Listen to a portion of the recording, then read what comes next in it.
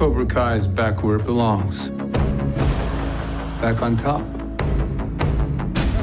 All I've been thinking about are ways to destroy Cobra Kai. But opening your own dojo, I'm sure you can balance that.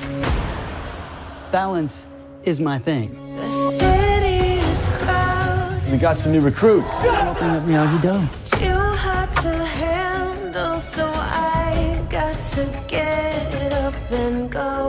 You got room for one? Yo, what is up, guys? Welcome back to another Netflix review too.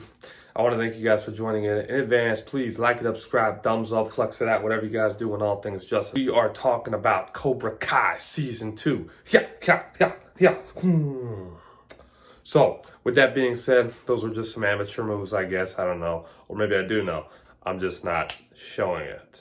That's okay, though. Within Cobra Kai Season 2, we have the original actor back again for Johnny Lawrence, and we have Ralph Macchio back for Daniel LaRusso.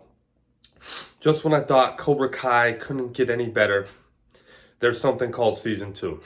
What does it have to offer? It has even more unbalance. Now, what do I mean by unbalance?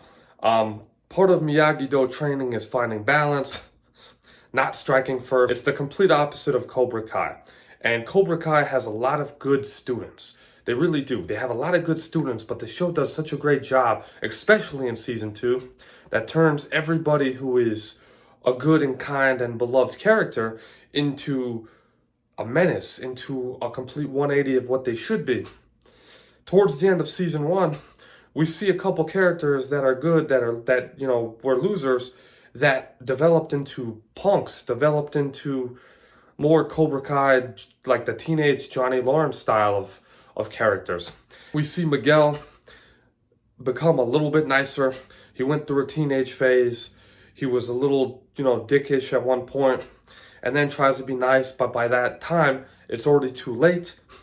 There is a girl named Tori who joins Cobra Kai, and she's probably the second best karate fighting student there is, and she just joined. And she had raw talent, and Cobra Kai matched it upon that. And Miguel and Tori actually date. You guys see that? And there's a lot of jealousy, and there's a lot of hatred between those groups versus Robbie Keane, the son of Johnny Lawrence, LaRusso's daughter, in which they kind of have a thing. Sam LaRusso, her and Robbie are part of the same dojo. They are part of Miyagi-Do, and that develops throughout the season. I don't want to spoil too much. I don't want to talk about too much. But everything karate-wise has balance. Everything in their personal lives, just like the LaRussos with their work in the auto company, that does not have balance. That is falling apart because Daniel swears that he's going to make his daughter and Robbie Keane's, Johnny's son, better. And throughout that season, they're coming over the fact that the intensity of, wow, Robbie, Johnny's son, is living with the LaRussos now. That's taking effect. Robbie's mom is not there for him. Johnny is trying to play a part in his life, but keeps getting distracted with other things. Now, this season was crazy. Season 2 was epic. I'm going to have to get, with everything that happened, without spoiling it too much, I'm going to have to give this season an A+. This show deserves an A+ because of the memories, the reminisce, the bringing modern civilization again upon Season 1 into the old-fashioned karate movies and doing it really well. Now, the fight scenes were actually super good. They were 10 times better than what Season 1 had to offer. The mall scene, the Season 2 Episode 10 finale in the high school, you guys will see what I'm talking about. And unfortunately, that leads to Miguel's suffering in a way. Again, don't want to put it off, don't want to reveal it too much. We have an epic conclusion and a cliffhanger of what is going to happen to Cobra Kai. Who's going to control it now? How is Johnny going to react to this? What is LaRusso favoring more, karate or his dealership? There's missing balance.